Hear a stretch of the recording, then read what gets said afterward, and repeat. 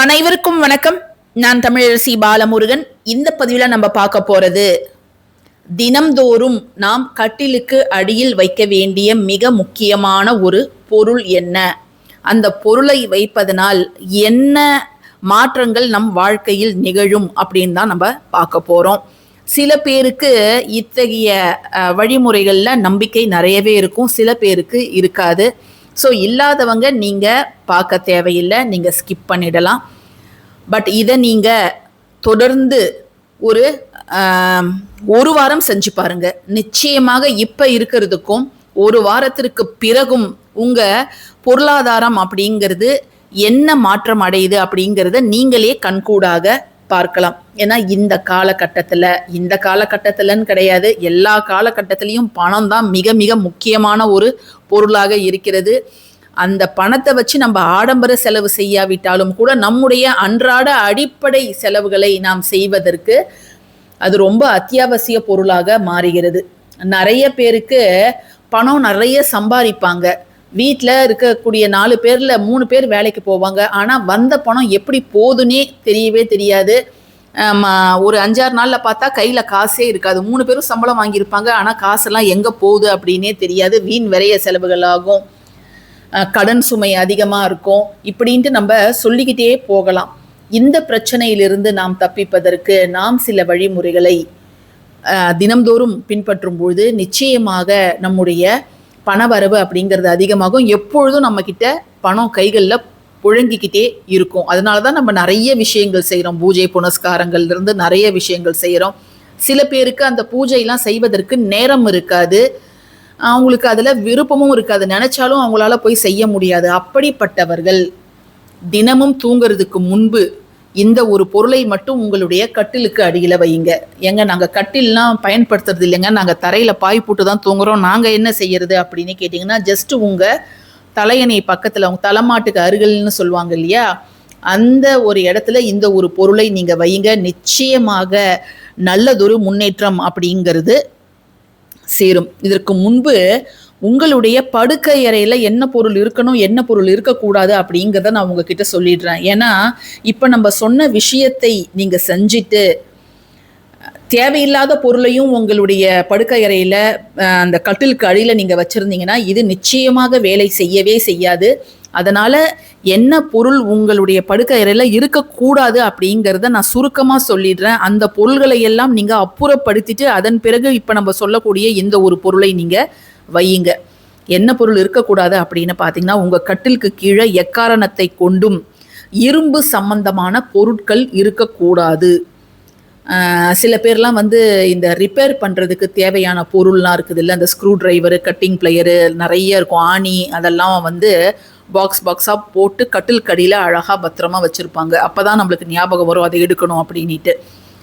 இரும்பு பொருட்கள் உங்களுடைய தலைக்கு அருகிலோ அல்லது உங்கள் கட்டிலுக்கு அருகிலோ எக்காரணம் கொண்டும் இருக்கக்கூடாது. ஸோ அதை நீங்கள் உடனே அப்புறப்படுத்திடுங்க. அடுத்தது, ரிப்பேர் ஆன உடஞ்சி போன தட்டுமுட்டு சாமான்கள்.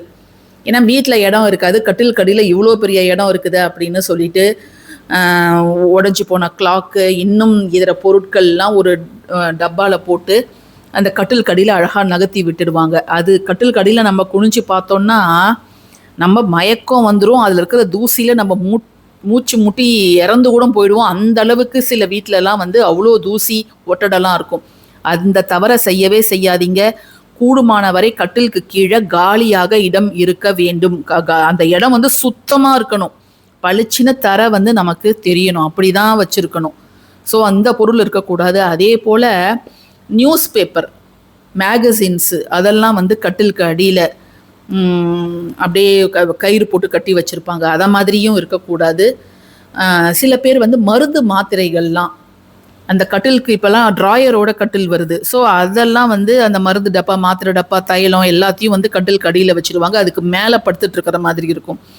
ஸோ அதையும் நாம் செய்யக்கூடாது. இதை எல்லாத்தையும் நீங்கள் தவிர்த்துடுங்க. கட்டில் கடியில் எப்பொழுதும் ஃப்ரீயாக இருக்கிற மாதிரி நீங்கள் பார்த்துக்கோங்க. இன்னும் சில பேர் கட்டிலுக்கு நேராக கண்ணாடி இருக்கக்கூடாது, நம்ம படுத்திருக்கக்கூடிய உருவம் அதில் பிரதிபலிக்கக்கூடாது அப்படின்னும் சொல்லுவாங்க. அது எந்த அளவுக்கு உண்மை அப்படின்னு தெரியல. ஆனால் நம்ம முன்பு சொன்ன பொருட்களை எல்லாம் நீங்கள் கட்டிலுக்கு அடியில் தயவு செஞ்சு வைக்கவே வைக்காதீங்க. சரி, இதெல்லாம் நம்ம எடுத்துடுறோம். இப்போது நிறைய பொருட்கள் வந்து இருக்குதுங்க. அதில் இந்த பணம் தொடர்பான பிரச்சனைகள் தீர்வதற்கு நம்ம என்ன பொருள் வைக்கணும் அப்படின்னு பார்த்தீங்கன்னா, ஒரு வெள்ளி பாத்திரத்தில் தண்ணீர் பிடித்து நம்ம இரவு தூங்க போகிறதுக்கு முன்பு கட்டில் கடியில் வைக்கணும். நீங்கள் மரக்கட்டிலில் படுத்தாலும் சரி, இல்லை ஸ்டீல் கட்டிலில் படுத்தாலும் சரி. நிறைய பேர் நம்ம இரும்பு பொருள் வைக்க வேணாம்னு சொன்னோம் இல்லையா? இப்போ கட்டிலே இரும்பில் இருந்தால் நாங்கள் என்னங்க பண்ணுறது அப்படின்னு கேட்பாங்க. நான் வந்து இரும்பு ஆயுதங்கள், இப்போ கத்திரிக்கோல், கத்தி, அரிவாள், இந்த மாதிரியான விஷயங்கள்லாம் நம்ம வைப்பது அப்படிங்கிறது நல்லது கிடையாது அப்படிங்கிறதுக்காக அதை சொன்னேன். நிறைய பொருள் வைப்பாங்க. ஸோ அந்த வெள்ளி கிண்ணத்தில், வெள்ளி டம்ளர்லேயோ வெள்ளி கிண்ணத்துலேயோ அதில் ஒரு சின்ன வெள்ளி பவுல் தாங்க எங்கள் வீட்டில் இருக்குதுன்னா கூட நீங்கள் அதில் தண்ணீர் பிடித்து ஓப்பனாக மூடக்கூடாது. அது திறந்த நிலையில் இருக்கணும். அதை கட்டில் கடியில் வைங்க. செம்பு பாத்திரத்தில் கூட தண்ணீர் வைப்பாங்க தூங்கும்போது. இரவு காலையில் எழுந்து அந்த தண்ணீரை நீங்கள் அப்புறப்ப கிச்சன் சிங்கில் வந்து விட்டுடலாம். அப்படி நம்ம பண்ணும்பொழுது, வெள்ளி பாத்திரத்தில் தண்ணீர் வச்சு தூங்கும்பொழுது நல்ல ஒரு பண வரவு, நேர்மறை ஆற்றல், சுக்கிரனுடைய ஆதிக்கம் இதெல்லாம் வந்து நமக்கு தாராளமாக கிடைக்கும். சில பொருள்கள் இருக்குது. தலையணைக்கு அடியில் வைக்க வேண்டிய பொருள்னு இருக்குது, கட்டிலுக்கு அடியில் வைக்க வேண்டிய பொருள்னு இருக்குது. தலையணைக்கு அடியில் வைக்கணும்னு பார்த்தீங்கன்னா நீங்கள் சந்தனக்கட்டை வைக்கலாம். தங்க நகைகள் சில பேர் வச்சு படுப்பாங்க தலையணைக்கு அடியில். அதே போல் நாணயம், ஒரு சின்ன நாணயம் வந்து தலையணைக்கு அடியில் வச்சு தூங்குறது நல்லது. மயிலிறகு வைப்பாங்க, அரசை இலை வைப்பாங்க. இதெல்லாம் வந்து ரொம்ப காமனானது. ஒன்றுத்துக்கும் ஒவ்வொரு குணாதிசயங்கள் உண்டு. ஆனால் நீங்கள் இதை மட்டும் ட்ரை பண்ணி பாருங்கள். அப்படி இல்லைன்னா கூட நீங்கள் சின்ன சிமிழ், குங்கும சிமிழ் ஏதாவது இருந்ததுன்னா கூட, தற்சமயம் எங்ககிட்ட பெருசு இல்லைங்க, சின்னதாக இருக்குதுன்னா நீங்கள் அதில் கூட இன்னையிலேருந்து வையுங்க. ஆனால் நீங்கள் வைக்கும்போது பக்கத்தில் எந்த குப்பை, நிறைய பேர் வீட்டில் பெட்டுக்கு கீழே தலைமுடிலாம் இருக்கும். அந்த தலை வாரும்போது அந்த சிக்கான முடியெல்லாம் வந்து அங்கே இங்கே அப்படியே பறந்துட்டுருக்கும். அதெல்லாம் எதுவுமே இருக்கக்கூடாது. க்ளீனாக இருந்து அந்த இடத்துல அந்த வெள்ளி பாத்திரத்தில் தண்ணீர் இருக்கும் பட்சத்தில் நிச்சயமாக அதனுடைய ஆற்றல் வந்து அந்த கட்டிலில் படுத்திருக்கிறவங்களுக்கு கிடைக்கும். ஸோ இதை வந்து நீங்கள் தாராளமாக முயற்சி செஞ்சு பாருங்கள். நல்ல ஒரு ஆற்றல் அப்படிங்கிறது ஏற்படும். இதை தவிர்த்து நீங்கள் கட்டிலிருந்து எழுந்திருக்கும் பொழுது உங்களுடைய வலது காலை தான் வந்து கீழே வச்சு எழுந்திருக்கணும்.